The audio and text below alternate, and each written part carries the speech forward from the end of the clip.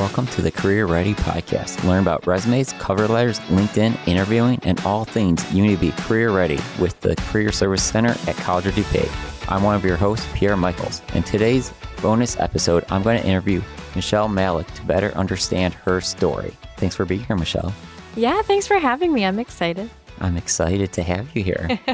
So, Michelle, to get things started, I'm going to kind of put you on the spot. You knew this was coming. I did. But I want to hear your elevator pitch. And because the elevator pitch is always so situational, let's give it some context here. This is your personal elevator pitch. What do you want people to know about you on a personal level? Sure. So my name is Michelle. I'm an introverted horror movie fan who has a cat named Penny. I love listening to rock music, going to concerts, and I consider myself an elder emo. I also have a passion for learning, whether it's about personal development or a new hobby like disc golf. I'm also a part of a disc golf league after work too, so that's been really fun. And the last thing you should know about me is I'm a kind soul. Well, I confirm that. Definitely a kind soul.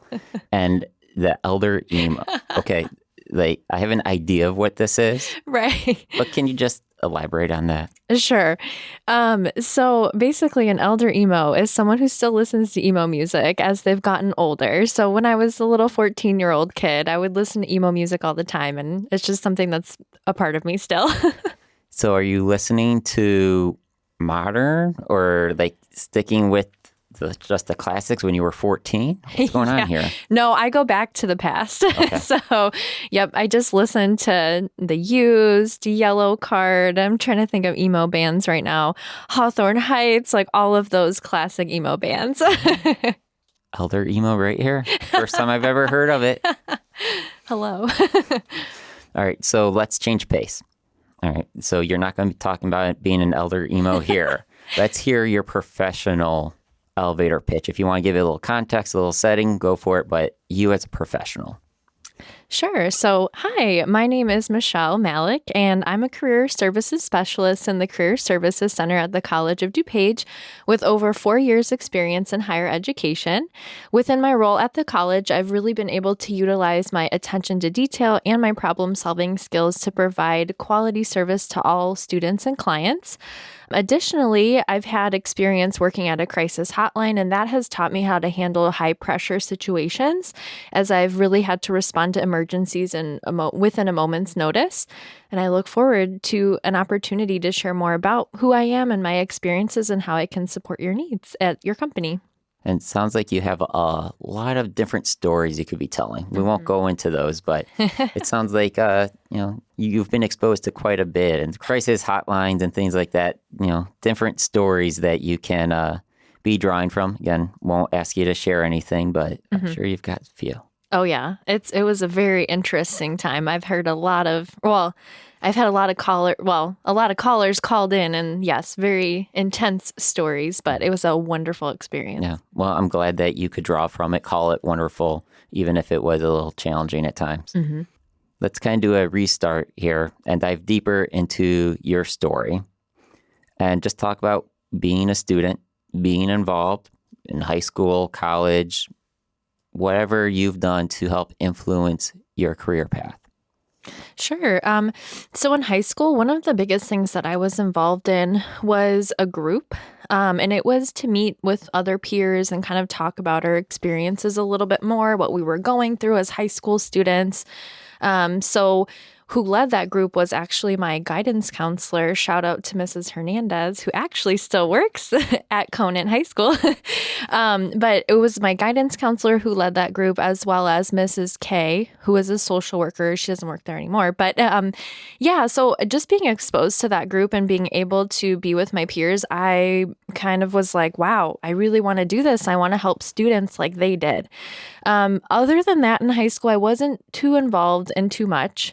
And that kind of was the case for college, too. So I was at Harper College, and I was a transfer student. But at Harper College, I wasn't really involved. I was more so just interested in working, getting my schoolwork done. I was very academically focused. So I always regretted not getting involved at Harper. I really think it would have benefited me. But then I transferred to Illinois State University and I was like, okay, Michelle, you have to, you want to go into psychology. You have to start getting involved. You have to start kind of exploring that path. So that's exactly what I did. When I did transfer to Illinois State, I was involved in a psychology club. It was really cool because I could meet with other transfer students, kind of listen to what their career paths were, where they were headed. I also, as I mentioned, worked for a crisis hotline as a volunteer, Path Crisis Center. That was an unbelievable experience. I did some psych research, which was cool. And then I had a few internships. The ones that I wanted to mention were I was a mentor for adolescents at the Kenneth Young Center. And then also, too, I had an adoption internship. So pretty much anything that I got involved in was to explore the world of psychology to see if I was actually going to be interested in that. And then I'll kind of talk about my story a little bit more later. But then I started having more experiences in college during my senior year where I shadowed an academic advisor for a year. And then I was an orientation leader. So I'll tell you why that's important later. I'm really glad that you got a chance to explore psychology as you went along, because even when people ask me as a career professional, what can you do with a psychology degree? It's like, I don't know how to answer this. There's so many options. Well, and I'm glad you mentioned that because I actually had a client that came in and they were in a similar situation. They told me, I'm super interested in psychology. That's my major, but I can't get experience and I can't volunteer because I don't have my degree yet. So what can I do? So we kind of sat together and we went through the things that I did, and I tried to help the client out by giving them some ideas. Because it's hard. Mm-hmm. Yeah. So, take it from someone that's gone through it, that exploring those paths as a student can help plan your future. Mm-hmm, definitely. So that's your experience, right? The different ways you've been involved, at least, not necessarily professional experience yet. We'll get there. But before we get there, can you just expand on your educational background? Yeah, sure. So I have an associate in arts degree from Harper College. Then I also transferred to Illinois State University where I got a Bachelor of Science degree in psychology. I took a year off because I was applying to grad school. And then after that year off, I earned, in 2 years, I earned my Master of Science in College Student Personnel Administration, which is just a fancy word for higher education. But that was also at Illinois State University. All right. So kind of a little traditional path there, just progressing through the education. Mm-hmm. So can you talk about your career path and how that moved forward for you? Yeah, sure. So it was traditional at first, but then it was unexpected. Kind of similar to your story. But so it was traditional in the sense that I knew I wanted to become a guidance counselor or a social worker, but I think more so a guidance counselor. So I knew from there I had to get my psychology degree and then I had to get a master's. But then I found out I had to teach. And I do better in one-on-one situations versus in a group setting. So after I found out I had to teach in order to become a guidance counselor, I said no. So I was like, all right, back to the drawing board. So then I was like, all right, I don't want to be a guidance counselor anymore. Let's try to be like a social worker or a therapist of some sort. So again, very traditional path. I get my Bachelor of Science degree in psychology, then I have to get my master's, and then it'll all work out. Then I started working at the crisis hotline just to kind of see what it would be like to work with individuals who have mental health concerns. And like I said, I enjoyed the experience. And I think it taught me so many valuable skills of like problem solving, handling emergency situations, just how to work in a team, because you really have to rely on people. When there is an emergency, you have to rely on everybody who's volunteering with you for help. But after a while, though, with the crisis hotline, I did start to get a little bit burnt out. So I reconsidered counseling as a field. It was actually funny. My friend Gina, she she also wanted to become a counselor, and she was going to go get her master's degree in counseling, but then she had a change of heart, and I kind of just followed her on her path. So she was interested in higher education. So I also was interested in that. But before I kind of got there, I was able to shadow an academic advisor for a whole year just to kind of see what specifically he did in his job, what he liked about it, the challenges that he had, and just kind of what the day-to-day looked like. And I'd always been very academically focused. I was really good at academics. So I was like, okay, maybe being an academic advisor, I'll like it. So I really did enjoy shadowing him. And what took it a step further and kind of pushed me into higher education even more was I ended up becoming an orientation leader at Illinois State University. So it's funny because this was the unexpected part, right? So it was my senior year, and I was like, okay, don't want to do counseling anymore. What else can I do during my senior year right before I'm graduating? So the job shadow came at the perfect time. And then after I'd graduated from Illinois State, after the job shadow experience, I was able to get a job as an orientation leader at ISU, and that really just confirmed the fact that I loved working with college students. Shout out to the preview program at Illinois State University as well. But it was just so fun to be engaged with students. They all had very cool stories, and I just loved learning about kind of where they were at with their journeys, helping them transition to a new campus, a new environment. It was so exciting. So I was like, all right, I want to do this like for the rest of my life then. So that's when I decided to take that year off. I decided I needed to go back to get my master's degree at Illinois State. And then from there, after I graduated, I was an academic advisor at Illinois State. Then I was a navigator at College of DuPage. And then now I'm a career specialist. So my path took some twists and turns. I was just going to say, kind of twisting and turning, weaving there, but getting exposure to different things and really learning from each of those different pieces of exposure and like, oh, this is what it's like. Maybe it's not for me. Or, oh, this sounds interesting. Let me explore this. And it's great that through all those twists and turns, you could see glimpse of where you want to be going, and then it's brought you here, and I hope you're happy here. Oh my God, I'm so happy. Yeah, it's been awesome. And I'll tell you why I like my job in a minute. Yeah, well, go ahead. Okay, I'll tell you now. Yeah, so I really love what I do because, first of all, I am very detail-oriented, and I really get to use my skills as a career specialist because it's going to sound dorky, but I love it. I love editing resumes. Like, I look forward to it so much, and it's great because, again, I get to use my attention to detail in order to do that, so it's exciting when I get to do that.